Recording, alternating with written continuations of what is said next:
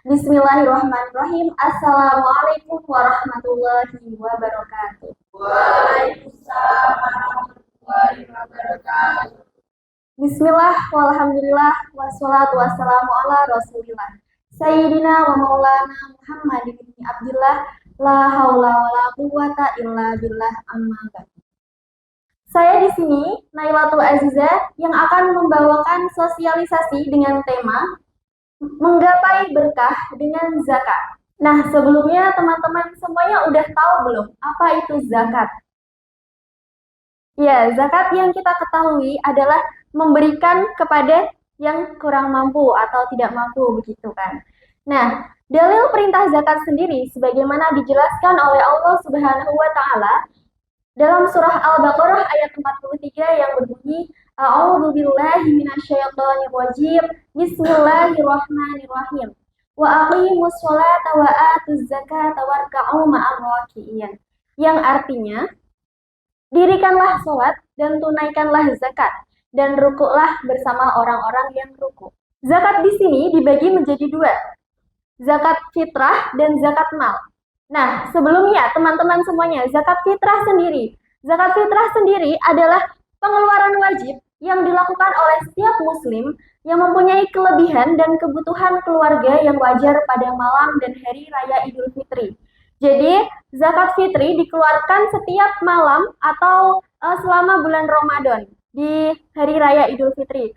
Teman-teman semuanya pasti udah familiar kan dengan kata zakat fitri, atau mungkin setiap malam takbir teman-teman semuanya mengeluarkan zakat fitri untuk saudara-saudara kita yang kurang mampu atau lebih membutuhkan gitu. Dan yang kedua ada zakat mal. Zakat mal adalah zakat harta dari kata malun yang artinya harta. Zakat harta yang dikeluarkan apabila telah cukup nisab dan haulnya dibebankan kepada setiap muslim yang kaya.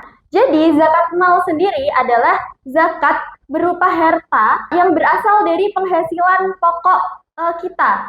Semisal zakat perniagaan, zakat emas, zakat binatang ternak, dan lain sebagainya.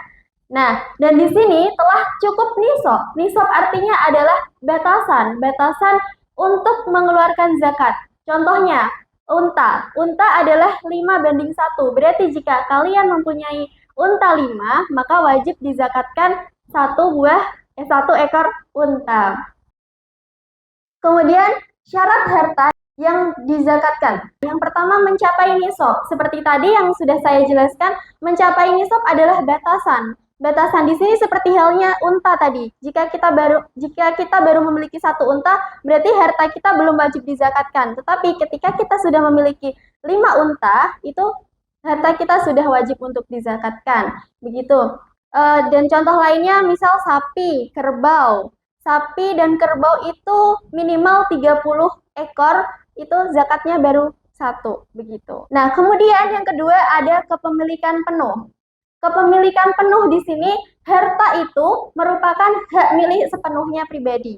Bukan ada hutang atau warisan yang belum cair misalnya, seperti itu ya. Kemudian yang ketiga, bebas dari hutang.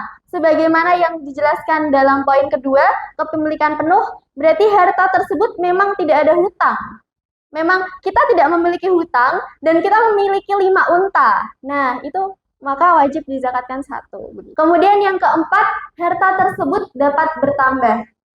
Misal kita ambil contoh unta tadi. Unta kan bisa beranak. Nah, berarti kan unta nanti akan bertambah. Sedangkan kita tidak memiliki hutang kepada siapapun, maka tetap wajib dizakatkan. Gitu. Kemudian yang kelima, telah mencapai 1 haul. Haul artinya 1 tahun. Dalam kalender Hijriah berarti 12 bulan ya. Haul di sini adalah capaian dalam 1 tahun. Misalnya kalian mempunyai emas, perak, yang itu memang hartanya itu mengendap. Maksud mengendap di sini tidak ada hutang. Maksudnya kan biasanya kalau misalnya emas bisa digadaikan, semisal ada hutang kan bisa digadaikan. Tetapi kalau memiliki emas yang berlebihan, maka wajib dizakatkan 2,5%-nya dari itu. Sebagaimana unta tadi juga. Kemudian yang keenam, kebutuhan pokok sudah terpenuhi. Nah, jadi ketika kita mau menzakatkan harta kita, maka kita harus melihat ke diri kita dulu gitu. Keluarga kita sudah mampu belum secara pokok. Masa kita zakat, kemudian kita nggak bisa makan, kan lucu gitu ya. Jadi harus kebutuhan pokok dulu, baru orang lain. Jika ada kelebihan harta, maka dizakatkan kepada orang lain.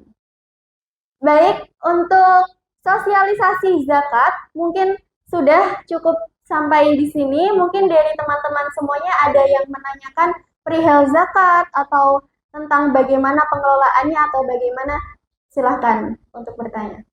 Saya ingin bertanya kepada Mbak Naila, bagaimana jika kita menyerahkan zakatnya ke Basnas dan bagaimana jika kita langsung memberikan langsung pada fakir miskin, itu apakah sah? Terima kasih. Baik, terima kasih untuk pertanyaannya. Pertanyaan yang sangat luar biasa. Pertanyaannya adalah jika kita memiliki harta dan kita ingin menzakatkan, apakah harus melalui Basnas atau boleh langsung kepada fakir miskin yang membutuhkan? Begitu ya, Mbak Lainnya. Oh, terima kasih. Jadi jawabannya adalah ketika kita memiliki harta dan kita ingin menzakatkan, maka kita dianjurkan untuk melalui Basnas. Nah, kenapa begitu? Karena Basnas sendiri akan mengelola dan mendistribusikan kepada pihak-pihak yang berhak untuk menerima zakat, termasuk 8 asnaf tadi. Nah, ketika kita pribadi yang akan mengeluarkan zakatnya, maka kita tidak akan mengetahui apakah si fulan atau si fulanah tersebut sudah memiliki atau sudah mendapatkan hak yang kita tidak ketahui. Semisal, si A memberikan zakatnya kepada si fulan. Kemudian si B juga memberikan zakatnya kepada si fulanah. Sedangkan si C juga memberikan zakatnya kepada si fulanah. Sedangkan si misalnya ada nama D. D ini juga termasuk golongan fakir. Dan si fakir ini tidak memiliki atau tidak mendapatkan zakat sama sekali. Nah, jadi kita tidak tahu bagaimana batasan orang-orang tersebut apakah sudah menerima zakat yang sesuai dengan standar atau belum. Begitu ya, Mbak Lailia. Sudah bisa diterima? Terima kasih. Mungkin untuk yang lainnya ada pertanyaan lain? Baik, terima kasih atas kesempatannya untuk bertanya. Bagaimana sih caranya kita mengetahui apakah harta kita ini sudah habis untuk dizaratkan? Apakah itu dapat dinilai dari misalnya gaji kita ataukah ketika misalkan kita mempunyai aset, nah itu berupa tanah, ruko atau misalkan saham, itu yang ditolak over itu seperti apa? Baik, terima kasih atas pertanyaannya Kak Jisdan, pertanyaan yang sangat luar biasa. Pertanyaannya adalah bagaimana sih zakat kita itu sudah mencapai nasabnya, seperti itu ya. Nah, jadi teman-teman semuanya seperti halnya yang sudah saya sampaikan tadi, bahwasanya nisab di sini adalah batasan atau capaian atas zakat kita. Jadi, untuk mengetahui hal tersebut, kita melihat dari kapasitas harta kita. Semisal, berdasarkan syarat untuk zakat yang wajib dizakati tadi, harta yang wajib dizakati tadi sudah memenuhi syarat, diantaranya tidak punya hutang, dan kemudian kebutuhan pokok sudah terpenuhi, maka harta tersebut boleh untuk dizakatkan. Semisal tadi contohnya adalah unta. Kita memiliki 5 unta, maka kita wajib menzakatkan 1 unta. Begitu. Seperti halnya jika kita memiliki emas, ruko, saham, dan lain sebagainya ya Kak ya. Maka kita akan bisa menghitungnya dalam segi misal kekayaan tersebut dan kita bisa menzakatkannya 2,5% dari harta tersebut. Begitu Kak, apakah bisa diterima? Baik, terima kasih. Baiklah, dengan ini bisa saya simpulkan melalui zakat kita dapat membantu teman-teman atau sahabat-sahabat kita atau saudara-saudara kita yang terjebak dalam kegelapan. Karena kebaikan kita akan terus mengalir kepada setiap orang yang kita cintai, begitu. Mungkin cukup sekian dari saya. Apabila ada salah kata, mohon dimaafkan. Wabillahi taufiq wal hidayah. Wassalamualaikum warahmatullahi wabarakatuh. Waalaikumsalam warahmatullahi wabarakatuh.